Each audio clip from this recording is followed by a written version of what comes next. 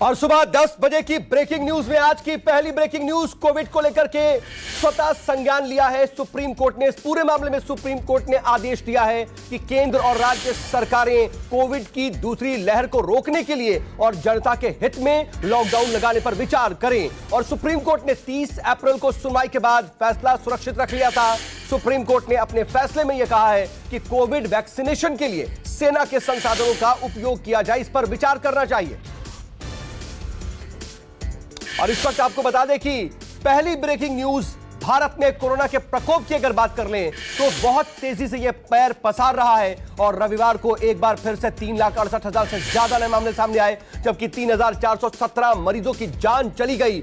एक दिन में ठीक होने वाले मरीजों की संख्या 3 लाख से ज्यादा रही और देश में एक्टिव कोरोना मरीजों की संख्या 34 लाख से ज्यादा हो चुकी है और कुल संक्रमितों का जो आंकड़ा है वो अब 2 करोड़ के करीब पहुंचने वाला है। यह संख्या 1.99 करोड़ को पार कर चुकी है और बीते 12 दिनों के अंदर लगातार 3 लाख से ज्यादा नए मरीज सामने आ रहे हैं।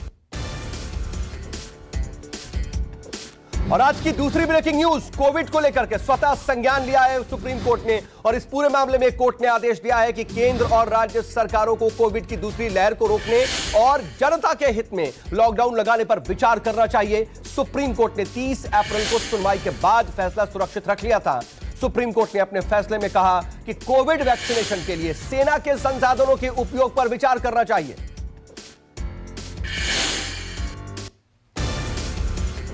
और आज की तीसरी ब्रेकिंग न्यूज, दिल्ली हाईकोर्ट में अस्पतालों में ऑक्सीजन की कमी और स्वास्थ्य व्यवस्था पर लगातार सुनवाई जारी है। आज 11 बजे हाईकोर्ट में एक बार फिर से सुनवाई होगी। वहीं दिल्ली समेत देश के कई अस्पतालों में ऑक्सीजन के लिए लगातार जंग जारी है।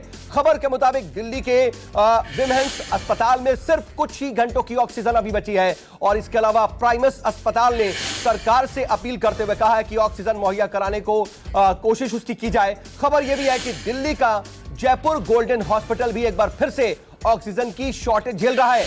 अस्पताल ने ट्वीट करके ऑक्सीजन सप्लाई की मांग की है। पीएम मोदी ने रविवार को ऑक्सीजन और दवा की उपलब्धता की समीक्षा के लिए विशेषज्ञों के साथ बाकायदा एक वर्चुअल बैठक भी की थी, लेकिन इसके बाद भी दिल्ली में अभी तक बहुत ज्यादा हालात सुधरे नहीं।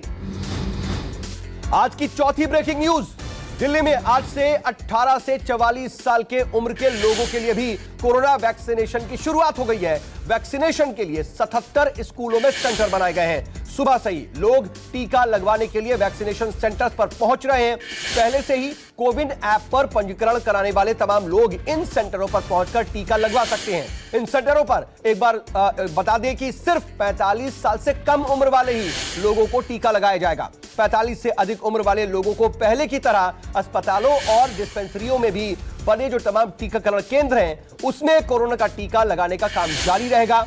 और सीएम केजरीवाल ने बताया है कि सरकार को टीके की 4.5 लाख खुराक प्राप्त हुई है। आज की पांचवी ब्रेकिंग न्यूज, यूपी में मेरठ में ऑक्सीजन की कमी की वजह से 5 मरीजों की मौत हो गई और यह खबर बेहद चिंताजनक है। मामला न्यूटिमा हॉस्पिटल का है जहां पर कोरोना के 5 मरीजों की मौत हो गई।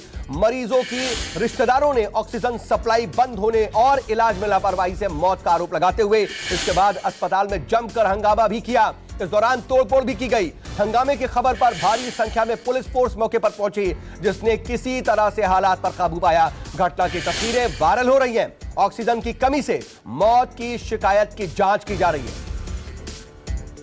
और अब आज की छठी ब्रेकिंग न्यूज, कोरोना के बढ़ते कहर के बीच हरियाणा ने संपूर्ण लॉकडाउन लगाने का ऐलान किया है। हरियाणा सरकार में मंत्री अनिल विज ने ऐलान किया है कि आज से अगले 7 दिन तक पूरे प्रदेश में संपूर्ण लॉकडाउन रहेगा। इससे पहले शुक्रवार को ही सरकार ने 9 जिलों में वीकेंड लॉकडाउन लगाने की घोषणा की थी।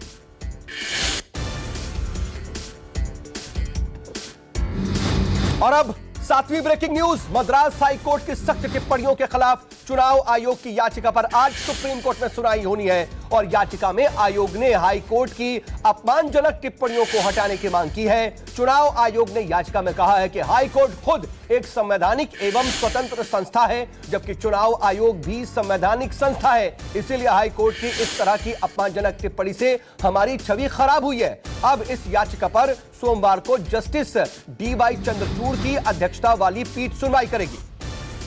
इसके बाद अब आज की 8वीं breaking news. TMC supremo Mamata Banerjee आज शाम 7 बजे राज्यपाल जगदीप धनखड़ से मुलाकात कर सकती हैं। इससे पहले आज टीएमसी विधायक दल की बैठक भी हो सकती है। इससे पहले कल आए परिणामों में टीएमसी ने 2/3 बहुमत के साथ सत्ता में तीसरी बार वापसी की है और टीएमसी ने 213 सीटों पर जीत हासिल की। हालांकि ममता खुद नंदीग्राम सीट चुनाव हार गई यहां से।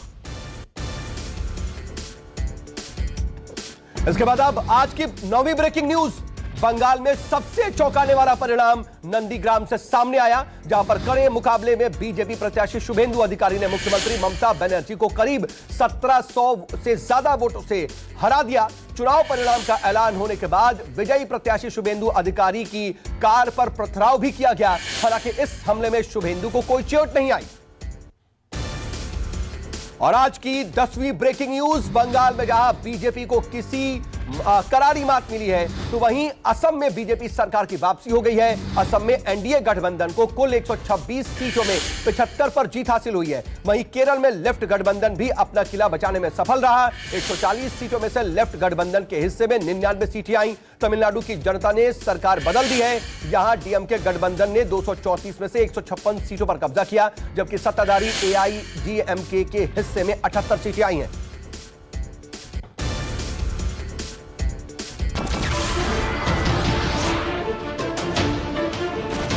नमस्कार, मैं हूं मानक गुप्ता।